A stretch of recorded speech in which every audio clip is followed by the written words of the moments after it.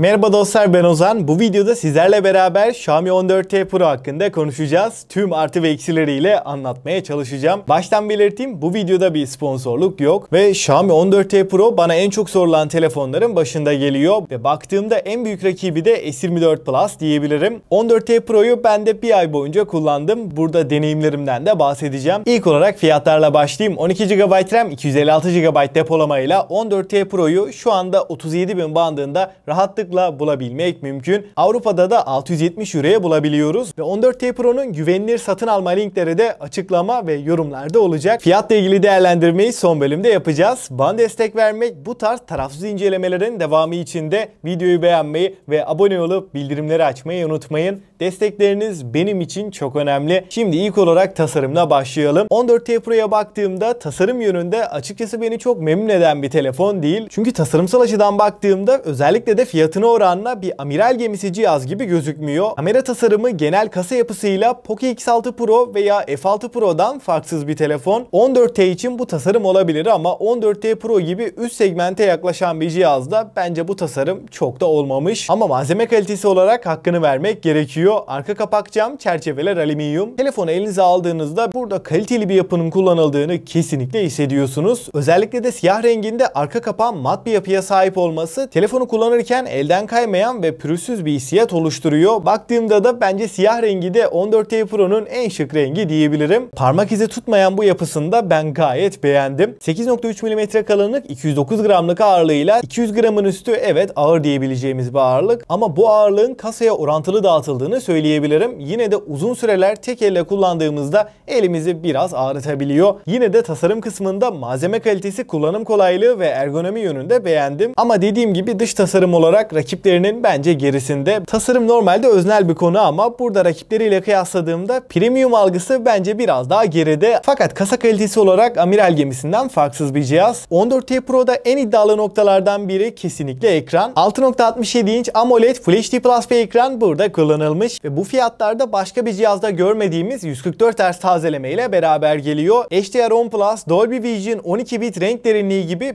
bir ekranda görebileceğimiz en üst düzey teknolojiler 14T Pro ile beraber geliyor. Parlaklık konusunda da 4000 nit maksimum parlaklığa ulaşabiliyor. Bu parlaklıkla ne dışarıda aydınlık ortamlarda ne de yoğun stüdyo ışığı altında bile ekranı görmekte hiçbir şekilde zorluk yaşamıyoruz. Parlaklık gayet yeterli. Ekrandaki renkler, canlılık, kontrast oranı yönünde de kusursuz seviyede diyebilirim. Bu ekranda bir şeyler izlemek, içerik tüketmek, günlük kullanımda arayüzde, menüde gezmek oldukça keyifli. Ekran tarafında zaten deneyim olarak da özellik açısından da bu fiyatlarda alınabilecek en iyi telefonlardan. Bana sorarsanız Xiaomi 14T Pro'nun en önemli noktası kesinlikle donanım. Burada MediaTek'in en üst seviye işlemcisini Dimensity 9300 Plus'ı görüyoruz. 12 GB RAM, 256 GB depolama ile beraber geliyor. Hafıza kartı desteğimiz yok. Sonradan bir yükseltme yapamayacağız. Performans olarak baktığımda iPhone 15, S24, S24 Plus bu 3 telefonu kullanmış birisi olarak Xiaomi 14T Pro performans olarak hiçbir şekilde geride değil. Uygulama açılış hızları, menü akıcılığı, uygulamalar arasında geçerken telefonu kullanırken her anlamda amiral gemisi olduğunu kesinlikle hissettiriyor. Genshin Impact gibi sistemi en çok zorlayan oyunlarda bile en yüksek ayarlar 60 FPS alabiliyoruz. PUBG, Call of Duty Mobile gibi oyunlarda da düşük grafikler 120 FPS'i rahat rahat verebiliyor. Performans testlerine baktığımızda Antutu'da 1.800.000 puanları görebiliyoruz. Bu değerler 8 Gen 3'te çok yakın ve stabilite tarafında da dalgalanmalar minimum seviyede diyebilirim. 3D Mark'ta 3823, Geekbench'te GPU kısmı yani OpenCL'de 12422, tek çekirdekte 2082, çoklu çekirdekte 6725 almayı başarıyor. Bu değerler günlük hayatta bizim ne işimize yarayacak derseniz özellikle telefonu zorladığımızda ya yüksek grafikle oyun oynadığımız ya da aralıksız video çektiğimiz zaman buradaki stabilite değerleri çok önemli. Bir saat aralıksız şekilde PUBG'yi 120 FPS oynadığımız zaman ara ara takılmalar, nadir bile olsa FPS droplarıyla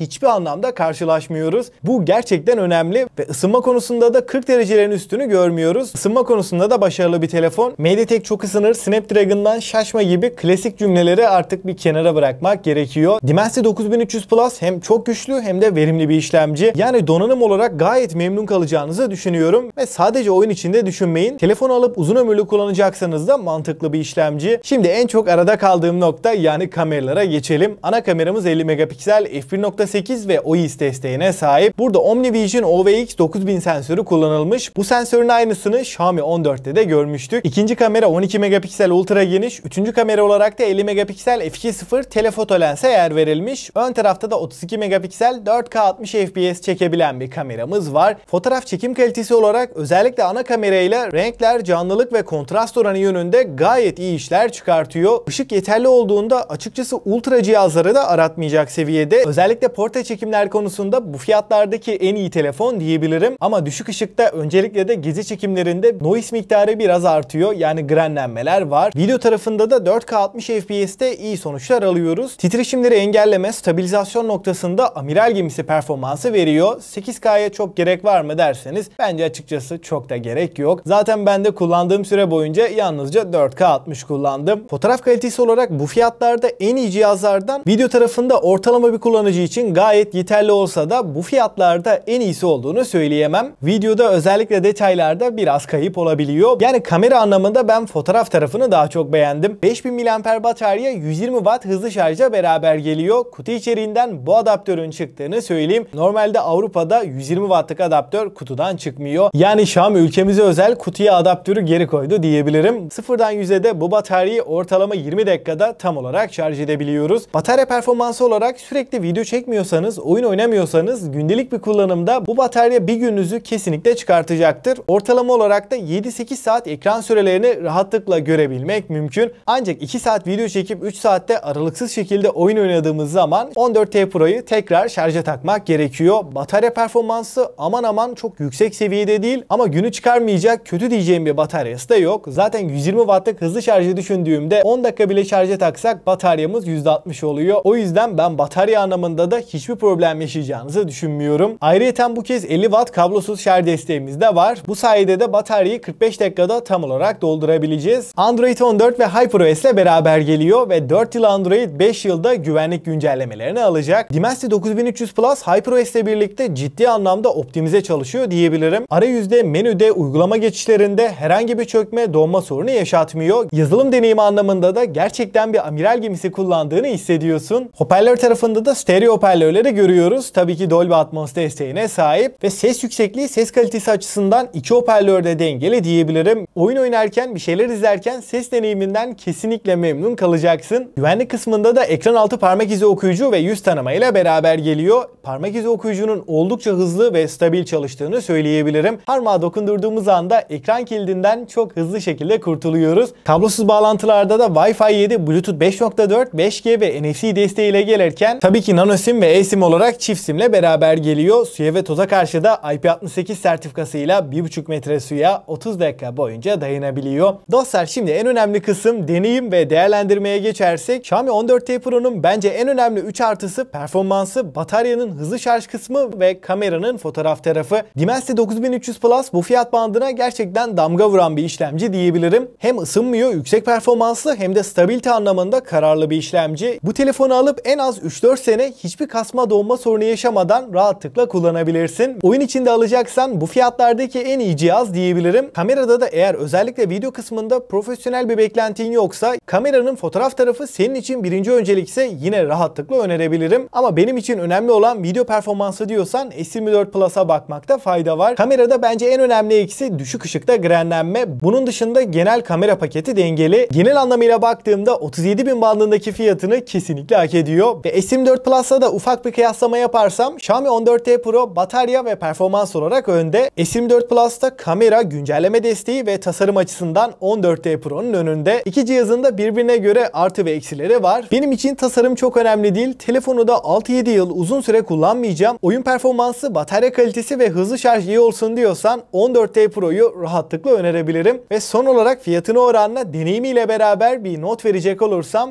benden 8 puanı aldı. Peki siz ne düşünüyorsunuz? Xiaomi 14T Pro sizce alınır mı? Görüşlerinizi mutlaka bekliyorum. Ve 14T Pro'nun güvenilir satın alma linkleri de açıklama ve yorumlarda olacak. Oradan rahatlıkla alabilirsin. Bana destek vermek, bu tarz tarafsız incelemelerin devamı için de videoyu beğenmeyi ve abone olup bildirimleri açmayı unutmayın. Destekleriniz benim için çok önemli. Ve aklına takılan herhangi bir soru olursa mutlaka yorumlarda bekliyorum. Ben Ozan. Sonraki videoya kadar kendinize çok iyi bakın.